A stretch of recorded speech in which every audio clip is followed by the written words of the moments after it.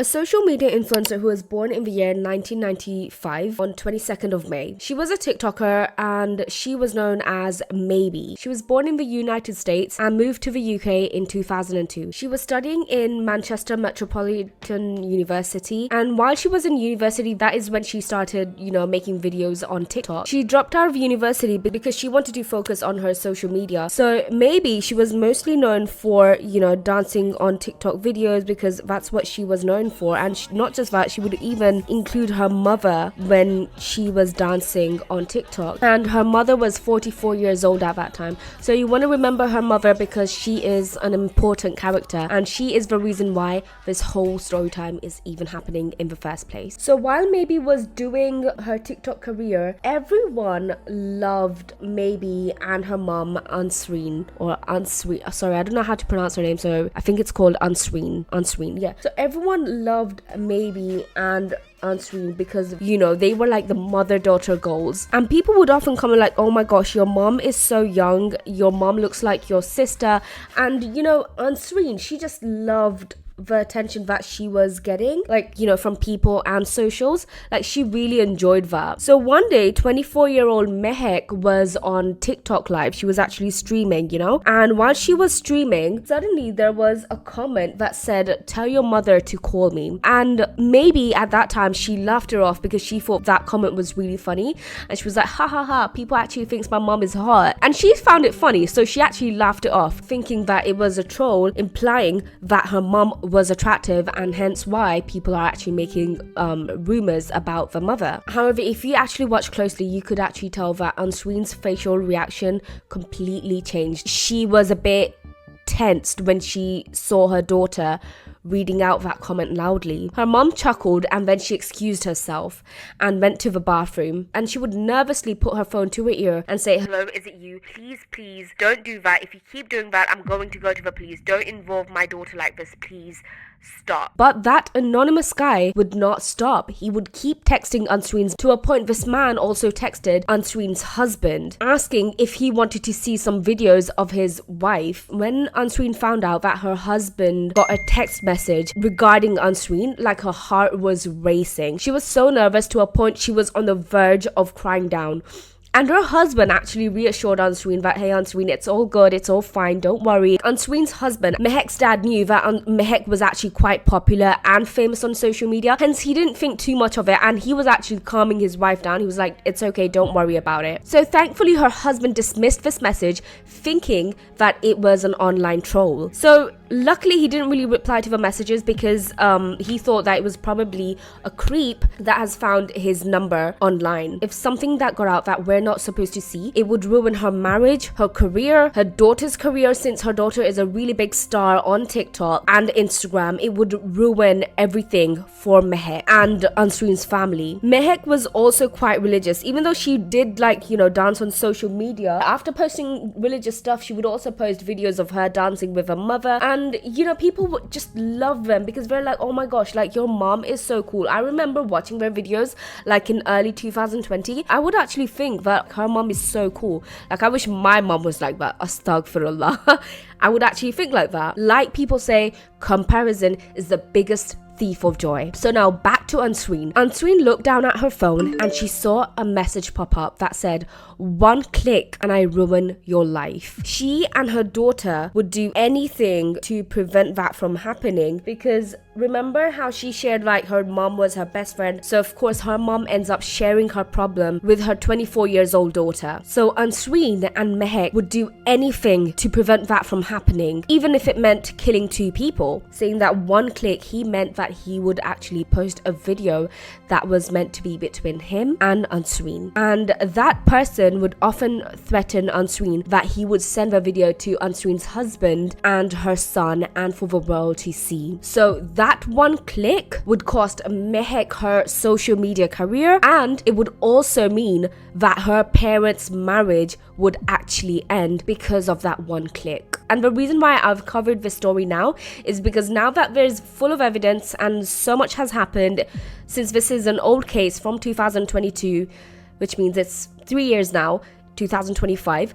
Anyways guys, hi, my name is Sharika. Before I get into this video, please do consider liking and subscribing this video. It would really mean a lot. Anyways, there is so much to the story. Let's get into it. So there's a platform called Azar, which is quite similar to Omegle, where you can randomly chat with strangers worldwide. Now, the reason why Azar stands out because it allows users to set preferences with who they match with, such as geographical location and age. Many people uses it for dating since it reduces the risk of being catfished. It became popular during the pandemic because people were tired of being catfished and people also wanted to interact with actual human beings. So that is the reason why Azar became quite popular. So one day Ansreen had a niece over and she was using this site called Azar, and like Ansreen, he lived in the UK as well. She was bragging about how famous her cousin is and how famous her auntie is, since they're like this huge TikTok star, this Instagram star. So like she was actually bragging. So she pops over and she says hi because she didn't want her niece to engage with anyone weird. So once she said hi, she stepped aside. She even shared Mehek's TikTok account and Instagram account to show how famous her cousin is. And not just that, like the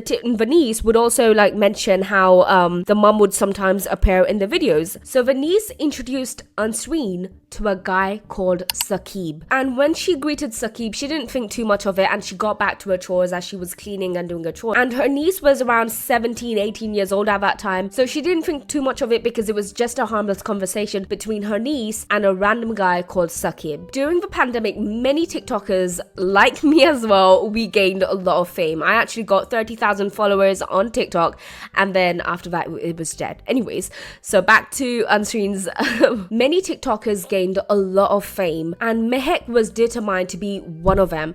So she would often dance on videos, she would bring her mom along or do food review. She would dress up nicely and just post it on the TikTok for the world to see. And the reason why she went so famous is because she would actually follow trends, from dancing to popular songs to participating in viral challenges. Mehek didn't just do TikTok, she even actually quit her university. She literally dropped out of university so that she could be a TikTok star, and she actually wanted to focus on her social media career. When Mehek would be recording, she would often include her mom, her brother, and sometimes her dad, even though sometimes her dad would not really show up in some of the videos. So even if he did show up, it was very rare because he was a very, very busy man. And when he would show up in front of the videos, he was very reserved, but he would talk about things that the younger generation wouldn't find interesting. But other than that, he was very likable and very sweet, and anytime he showed up on the videos, people would still talk about him and be like, oh well, uncle is very cute. He had a charming dad-like quality. Mehek's family was the sort of family that everyone sort of wished to have, and when she would post pictures or videos with her mom,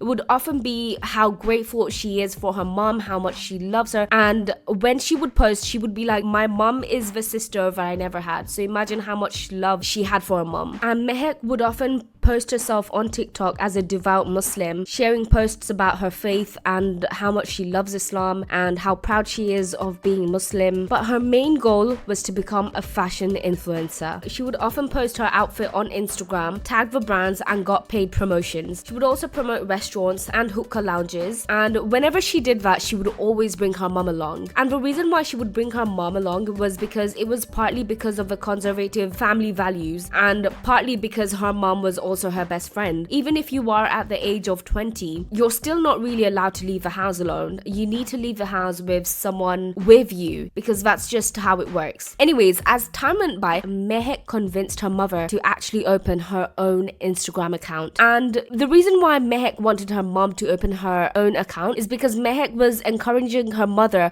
for practical reasons, because she knows that now her mom is quite a famous person as well, so that her mom can get paid promotions as well. And because of that, Ansreen actually opened an account, and it was actually quite clear that even Ansreen wanted this new life. So even though Ansreen is 44 years old, when she was a teenager she wanted to be a flight attendant, but she couldn't be that. So instead what happened, she ended up getting married, which was an arranged marriage of course, and because of that she had to also adapt to motherhood because she became mom at a very young age. And that explains why Ansreen actually wanted Mehek to live her life to the fullest and truly wanted wanted the best for her. About Ansreen, she never really experienced a wild phase. Her life was perfect. She had a loving family, she had a loving husband, loving children. What else could a woman want? But since she was with her daughter most of the time, she found a new excitement going to bars, lounges, every now and then when her daughter had like those paid promotion. So obviously she would go and promote it. So every time she went to bars and lounges, she would actually get like this encouragement from young people, because young people loved her. They made her feel included. And not just that, to compliment her even more, they would actually call her MILF. Now if you don't know what MILF is, it means mother I'd like to.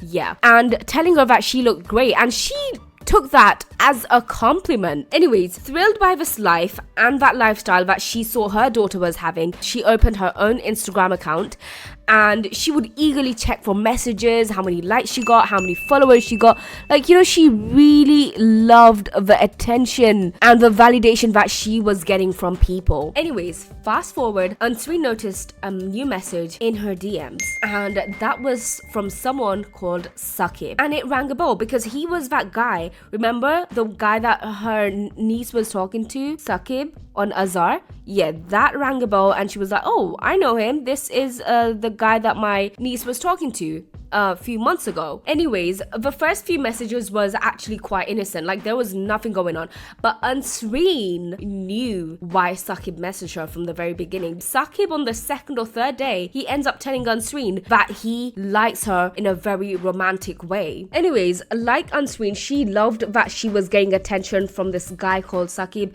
so she didn't think too much of it. She was like, you know what, it's okay that a guy likes me. She liked that she was getting attention from Saqib, the attention that she wasn't getting from her husband. But from there, they began talking every single day, and sometimes it would even be up to 5 times a day. And say if Ansreen was busy, he would be like, Ansreen, just do your thing, I'm going to stay online. So this was more like a high school relationship. They were talking romantically even if they weren't chatting. Saqib would stay online for hours after hours, and when I say hours, like it would be like 9 to 10 hours a day. And you know, he would just stay online and not even say or do anything, while Ansreen would go on about her day and she was just, you know, doing her thing. Mehek, living in the same house, didn't think too much of it. She didn't even realize that this was like an affair was going on. She thought that her mother was just, you know, being friends with this guy, because her mom said that she never really had friends because she was married at a very young age. So she thought that maybe this is the friendship that her mom was looking for. So that's why she didn't really think too much of this whole whatever was going on between Ansreen and Saqib. And Ansreen enjoyed Saqib's company, and Mehek loved the fact that Ansreen was happy whenever she would be talking with Saqib. Like, she just liked how her mom was. Now, about Saqib, he was young, fit, and very attractive, and he was also very attentive as well. But there was a huge gap, a significant gap between Ansreen and Saqib. Ansreen was 44 years old at that time, and Saqib claimed to be 27. It didn't seem inappropriate. However, Saqib at that time was lying. He was 18 when they started talking. And now about Saqib, he wasn't a sugar baby. He wasn't, you know, taking money from Ansreen. Ansreen never really spent money on Saqib, but instead he would spend his money on Ansreen, surprising her by paying for events and sending gifts. Ansreen, when she saw that she was getting too many gifts, her family started questioning her, especially her husband, saying that, where do you get these gifts from? Who is giving you these gifts? Because the gifts didn't seem normal. It seemed a bit inappropriate. And she had to explain her family that she was actually buying these gifts for herself. Anyways, as time went by, their relationship started becoming a bit more explicit. They would literally start doing it on video calls, and not just that, they weren't just doing it on video calls, they even met up in person, and they were doing things that they weren't supposed to be doing. And for Ansreen, it was thrilling and scandalous. She loved that she was being a bit, you know, she liked it. She liked how this made her feel. Anyways, this was Ansreen's second affair. Her first affair was with a married man, and that man was like, I'm not going to give up my family for you, but I do like what we're doing. And like Ansreen was like, yeah, I'm fine with it. I like what I'm doing with you as well, but I'm not going to give up my marriage for you. They had a mutual understanding to keep their affair a secret. But this time, about Saqib, he was different. He wasn't married, he didn't have kids. What does he even have to hide? He has nothing to hide. And he was deeply in love with Ansreen, even though he knew that Ansreen was a married woman. She had 2 kids, she's 44 years old, and she was his endgame. She was like, this is the woman I want, this is the woman that I want to marry. Saqib's love was intense for Ansreen. After 2 years of affair, Ansreen decided that she wanted to end it with Saqib because she was feeling very guilty about what she was doing to her family. So she wanted to meet up with Saqib one last time, but this time it was in a hotel. They met, and while they were in a hotel, she told him, she was like, look Saqib, I'm done. I have a family, I have kids. I'm not going to give up my family for you, and I'm basically done. She told him that she needed to focus on her marriage because she feels like she needs to give more time to her kids and husband because she needs to, you know, just be there for them. And she was also feeling very guilty towards her husband and children, especially towards her husband, because her husband was a sweet man. If you saw his videos online, you would actually see how sweet that man is. And hence, because of that, she can't continue the affair anymore. Anyways, despite explaining this, they still slept together that night one last time, and the next morning, things seemed normal. Sakib and Ansreen said goodbye and then they left. But what Sakib did, he would keep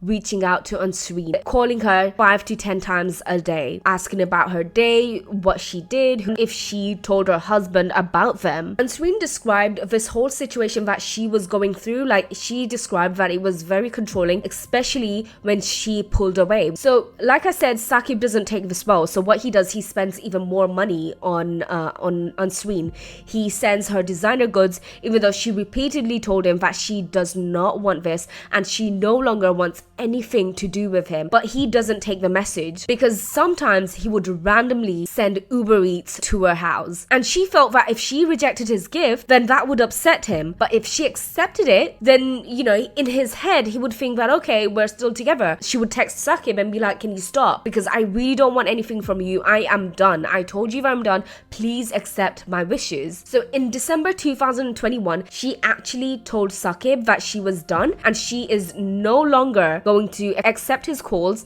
even reply to his messages, nor accepting the gifts that that Saqib is giving Ansreen. And she was ready, you know, Ansreen was ready. She braced herself. She was like, okay, fine. Saqib's going to be really upset. He's going to be really mad. And I know for a fact that he's going to send me some really nasty, harsh messages. So she braced herself. She was like, okay, I'm ready. Let's go. Let's face this. And eventually, Saqib would lose his interest since Ansreen is quiet. So he does end up sending a bunch of angry messages. But this time, Ansreen was quiet. She didn't say anything. When that didn't work, Saqib ends up sending her some explicit pictures and videos of them. He would send them and he would threaten her. Like he would be like, do you want me to send this to your son? Do you want me to send this to your husband? Maybe I should post it online. Maybe I should post it on socials so that your daughter could be more famous. If she didn't reply. So she was bound and she was forced to reply to Saqib's messages. And Ansreen was feeling trapped. She didn't know who to talk about this to. She didn't know who she should even share her problems with. So what Ansreen does is that she ends up telling her daughter Mehek, maybe, about the sort of threats and the sort of things that is happening with her. About Ansreen, she wasn't 100% real and honest with her daughter. Mehek was also targeted with deepfake videos that damaged her reputation. So when she found out that, I mean, obviously she went through that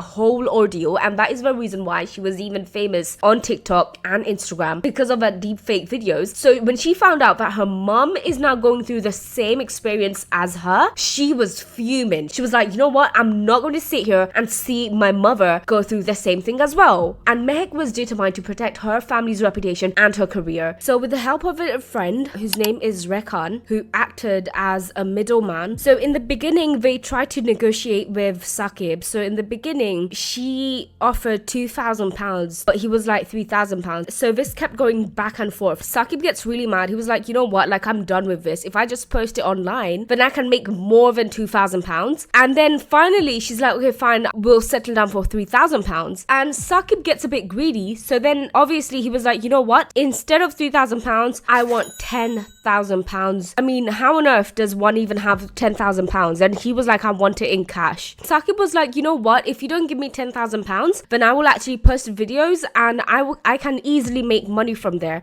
So you either give me £10,000 or the videos goes online to your husband and your son. Maybe was like, fine, okay, fine, we'll give you £10,000. Meet us at Tesco car park. And if you guys don't know what Tesco is, it's basically like Walmart, but like, you know, just Tesco. Anyways, so they end up meeting at Tesco parking lot and the time was 1:30 a.m. So on that night, two cars showed up, an Audi TT and a blue car. So maybe and Ansreen was in Audi and there was like some other people in the blue car, and some of them even used hookah lounges as their alibi to say that they were at a hookah lounge, claiming they were just playing Monopoly. And another friend that was supposed to show up an hour early, he ends up arriving an hour late, and his name is Muhammad. So Muhammad literally showed up after an hour, so he ends up getting out of bed at 12:30 a.m. to meet up with his friends. Some people actually believe that Muhammad had no idea that they were supposed to meet, and he didn't even know that they were actually going to kill two boys, because originally he wasn't even supposed to be the part of a plan. Ends up getting into the Audi with Ansreen and Maybe, and Rekan was also in the car. So in total there was 4 people in Ansreen's car, which is an Audi TT, and the other 4 was in a blue sedan. They drove to the Tesco parking lot and they briefly parked next to each other before separating to avoid suspicion. The people who were working at Tesco actually came forward and said that they thought that Maybe and Ansreen were just meeting and they wanted to give them space. Rekan and Muhammad, they got out of the Audi and stood out of sight, making it appear as if Maybe and Ansreen were only meeting Saqib. So the theory was that obviously since in the CCTV camera there wasn't any videos to show that 2 extra people got in the car, so they wanted to make it look like there was just 6 people. So what they did is Muhammad and Rekan, they got into the blue sedan and their plan was basically to jump Saqib in the parking lot. The thing is, the fact that they even called Saqib to meet them at the Tesco parking lot, truth is they didn't have £10,000 in cash. When Saqib arrived, Saqib wasn't alone. He actually brought one of his friends with him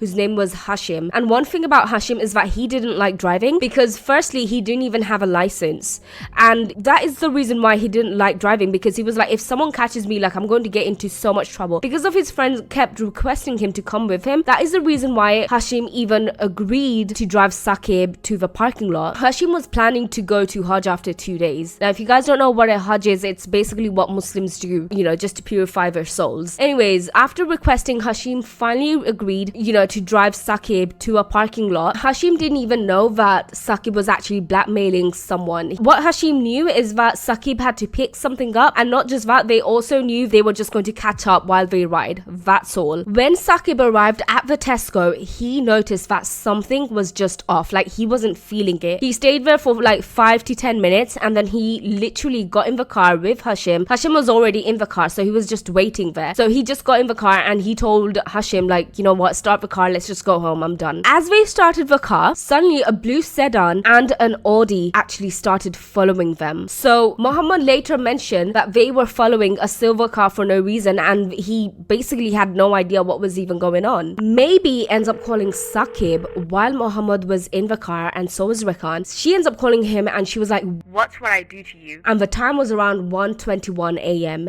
in the morning. And the CCTV footage captured that a blue sedan was following or chasing Saqib and Hashim. And then it also shows that the Audi was also following them, but it was at a distance, but it was still following the blue sedan. The cars were traveling at 100 miles per hour, making the chase look really dangerous. Based off the footage, it looked like the blue sedan was trying to drive Hashim and Saqib off the road. After the call with Maybe, suddenly Saqib ends up losing charge on his phone. Like, he has no juice on his phone. So what he does, he ends up taking Hashim's phone and he ends up calling 999. The police released the transcript of the call and the victim's parents requested the police not to make this public. But basically the transcript reveals where Saqib was telling the operator that him and Hashim were being followed by 2 cars. How the cars were trying to block them in, and Saqib also tells the operator that the pursuers were wearing a balaclava covers. Even though Saqib was pleading to the operator that please, we're being chased, please, our life is at danger,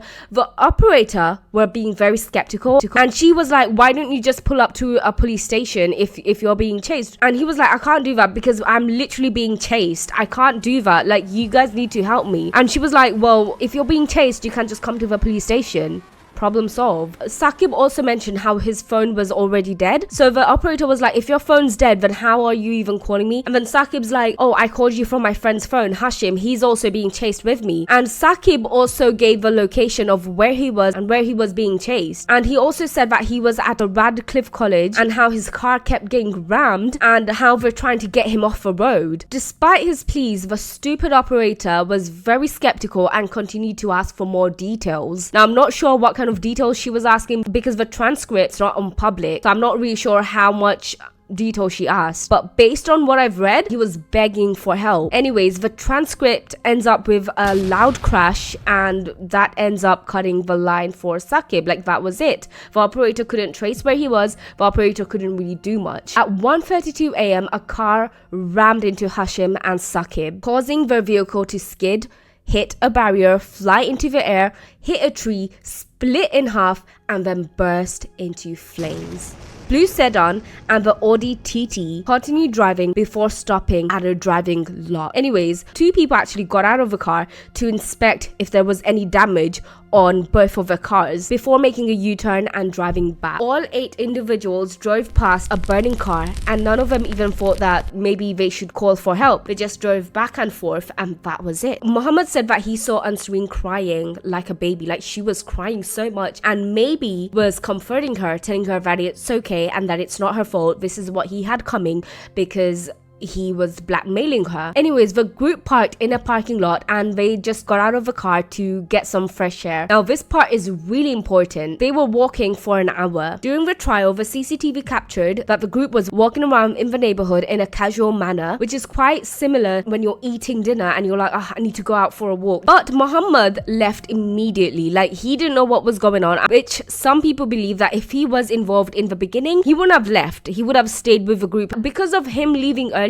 that kind of showed that kind of proved his innocence. Authorities speculated that the reason why they were walking back and forth so casually so that they can come up with a plan about what happened that night. Anyways, after the walk, there was 8 members, including Ansreen and Maybe. Group got back into the car and were dropped off one by one. Meanwhile, at the crime scene, the fire was so intense that the firefighters later realized that there was 2 bodies in the car after extinguishing the blaze. Both were 21-year-old Sakib Hussain and 21-year-old Hashim E. Zudan. Both died upon impact in the collision, which was severe enough to split the car in 2 and detach the engine. Investigators quickly determined that the car did not crash on its own, and after seeing the CCTV and the 999 call, they've realized that this is not an accident but a pre-planned murder. The cars were identified and tracked using the automatic number plate system. A fleet of police and helicopters made the initial arrest. The Audi involved the chase was registered to Maybe's home address. Additionally, a phone pinged traveling in the Audi was traced back to the same address. Officers arrested Maybe's teenage brother at home on charges of double homicide, even though he wasn't in the car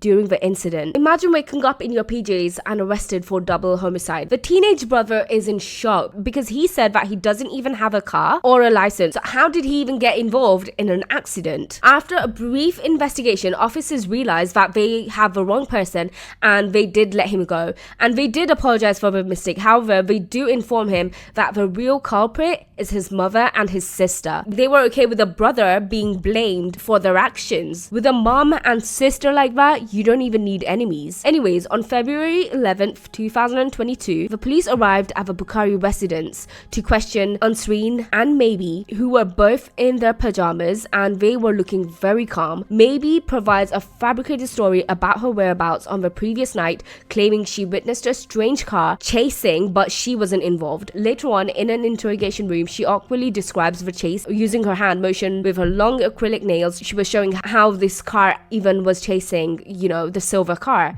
And she she was literally acting. She was showing what happened. And the way she was talking, it seemed like as if two people didn't just lose their life. Like, she was so casual about it. Like, she saw a car just in flames. She didn't even call for help and acted like nothing happened. But the way she was talking about the scene, it was very casual. Like, she had no emotions or whatsoever. She later mentions that she was in the car with her mother and that the car literally sped up right in front of them. She said that she always keeps her distance from like 2 or 3 seconds away. And then she's like, I have 4 years of driving experience. I always keep my distance from cars. This car just came out of nowhere and just got in between us. So basically what Maybe said, it describes a situation involving a blue car and a silver car, saying that the blue car seemed to be agitating the silver one, almost like they were trying to race her. And she claims that she wanted no part in it and turned to her mom and asking, what is this car trying to do? And her mom was like, you know what, sweetie, like, just mind your own business, do your thing, just drive and, like, you know, ignore them because it has nothing to do with you. And she was also saying how she was driving to 50 to 60 kilometers per hour on a dual carriageway. Since Maybe is a very cautious driver, she kept her distance away from the car because she is in no way or in no mood of racing a random man. So basically she wanted to make it look like the blue car and the silver car was in a race. When the blue car realized that she's not going to do any race, the blue car got in front of her and then she slowed down, maintaining her distance. Anyways, the way she describes the story, like the whole story, was so uncomfortable because if you actually watch her clips, she was really confident. And then she throws the blue sedan under the bus. Did she really think that they were actually going to back her up? As the investigation unfolds, the investigators ends up finding out that the whole reason why this whole incident even happened is because of an affair. Saqib was involved with an elderly woman whose name was Ansreen. Saqib even introduced Ansreen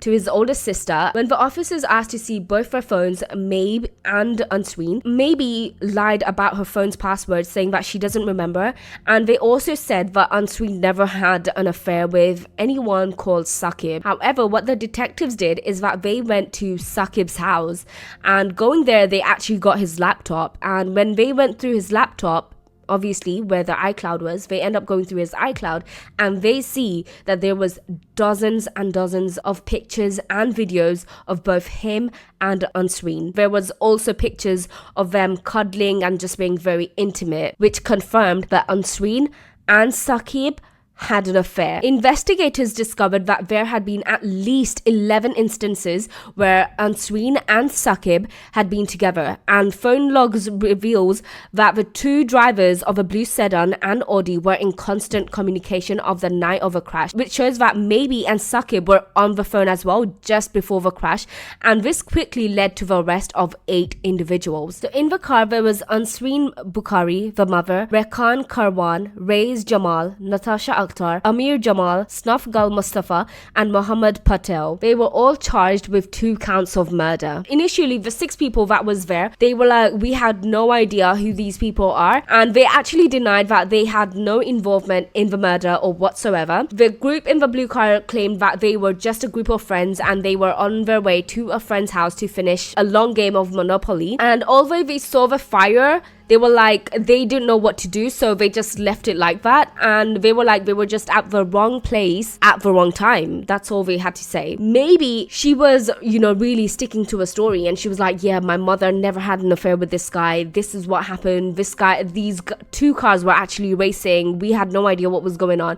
But since the detectives were like, look, we found out everything. We saw all the messages, all the texts, all the videos. You might as well just come clean. May then later admitted that there was an affair going on between Saqib and Ansreen. And she also said that how Saqib was demanding for money and threatening to show up at their house. So in order to protect her mom, she agreed to meet him at a neutral location to give him the money. And then that's where she asked her friend Rekan to actually accompany her because she's scared if Saqib ends up doing something. She also told Rekan that if Rekan can actually message Saqib's older brother, May was like, he should know Like, Saqib's older brother should know what kind of a brother he has and how horrible he is towards other people. So what Rekhan did, he ends up coming. But Rekhan didn't come alone. He actually brought his friend with him, whose name was Muhammad.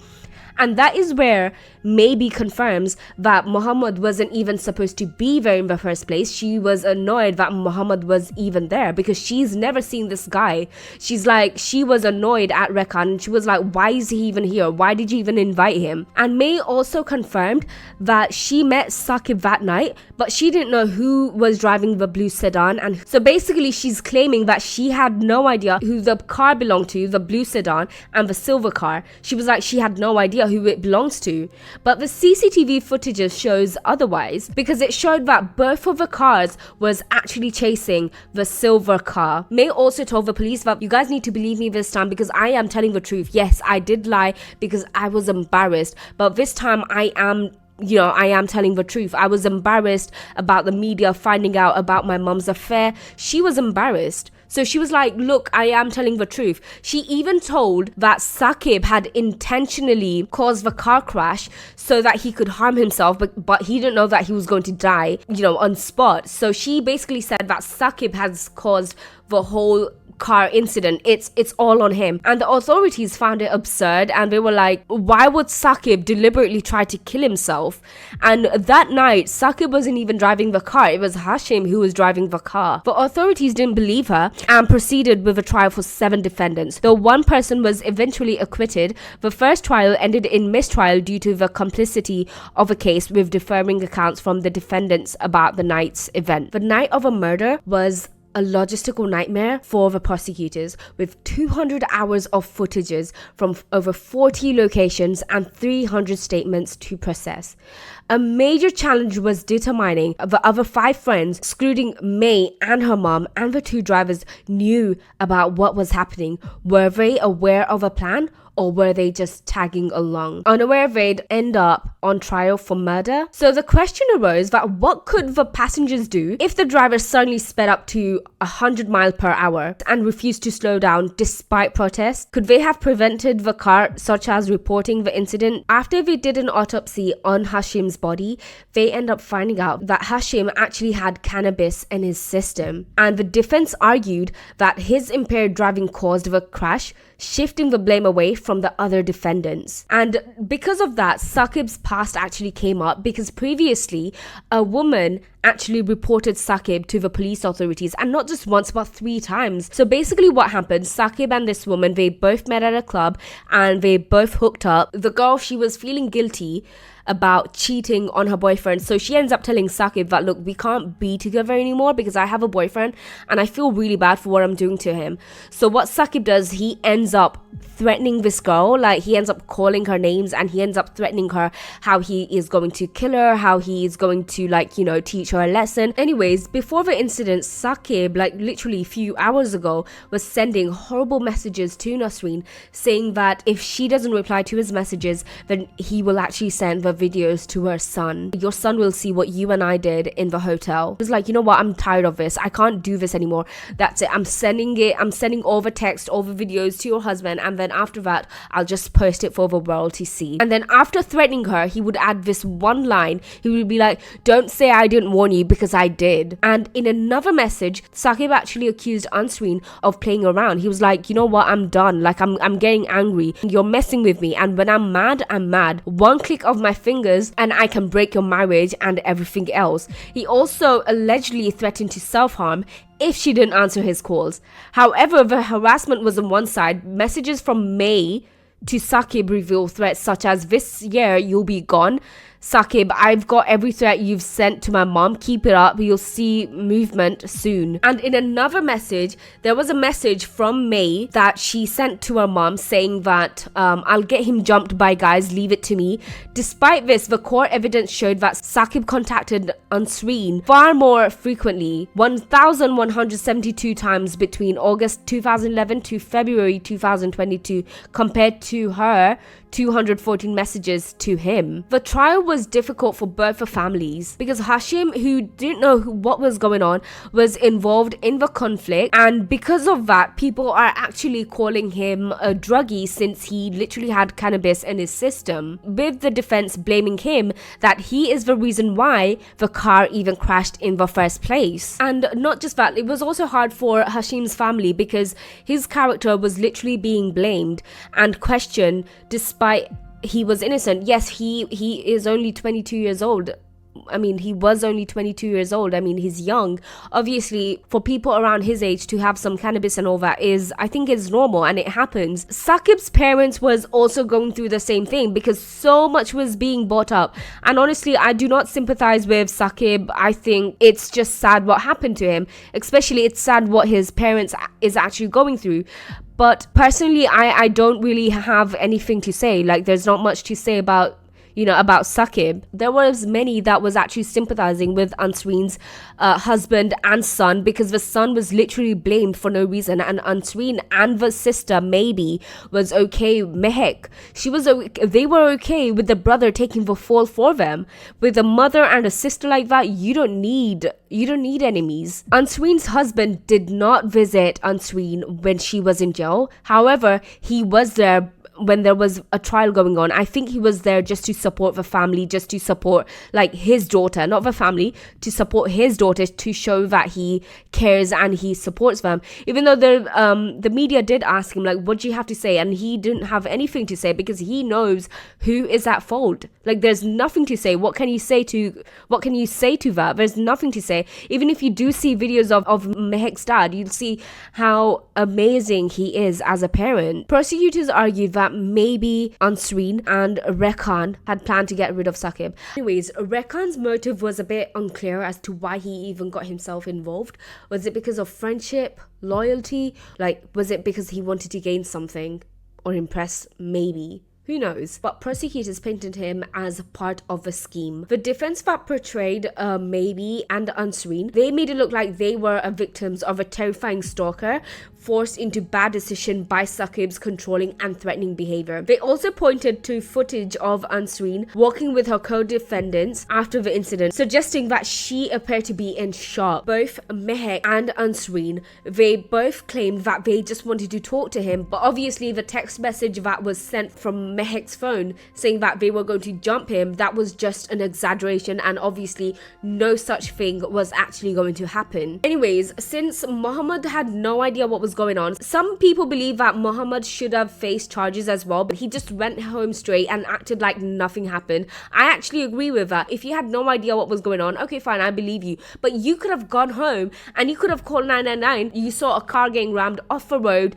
you could have done something like that, but Muhammad did nothing like that, but he just went on with his day acting like nothing really happened. Anyways, when the prosecutors actually asked him why he didn't call anyone, he was like, because I was scared, I didn't know what was going on, and because of how scared I was in shock. I had no idea that I even had to call the police. Like, I was that scared. The other 5 defendants and the drivers maintained their innocence. They all claimed that they were unaware of the situation and simply thought that Mehek needed to pick something up from someone at Tesco. They said they had no knowledge of Saqib, the car chase, or even plans to ambush him. They argued they were regular people, students or working people with no extensive criminal backgrounds, and questioned why they would willingly involve themselves, because according to the 5 people, they thought they were just going to a shisha lounge to play Monopoly. And some individuals were like, we don't even know Mehek that well, we're just mutuals, we had no idea who Mehek was like that, we weren't even close, we were just involved for no reason. The driver Reyes was even claiming that he never intended to harm anyone, it was just an accident. He said he only wanted to scare Saqib so that Saqib would stop threatening and blackmailing Ansreen, because that's what Rekhan told, Saqib. So Reyes ends up saying that the victim's car was blocking them. To support his claim, Reyes' attorneys presented CCTV footages showing moments when the blue car appeared to brake, suggesting attempts to de-escalate. However, critics pointed out that the tailgating and chasing another car at dangerous speeds already implied intent to intimidate, regardless of any brake checking.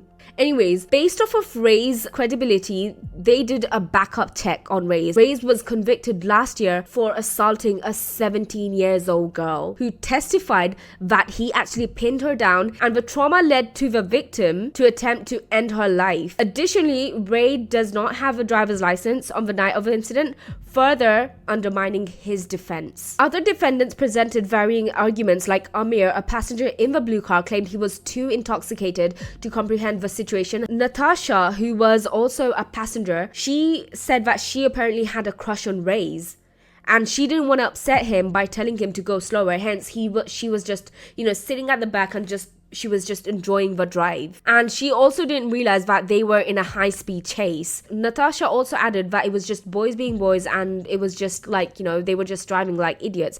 However, critics pointed out that this behavior went far beyond reckless driving, and Natasha could have said something. Even though she wasn't high at that time, she didn't take anything, so she was in her sense. It was a criminal activity. Like, she should have said something. And one thing about Natasha was that she dreamed of being a criminal defense attorney. Another passenger, whose name is Sof, he argued, saying that he had no motive to risk his future. He was caring for his terminally ill father who couldn't eat, drink, or use the bathroom without assistance. Sof said he only went out that night to find solace and interact with people his age, not to engage in any criminal activity.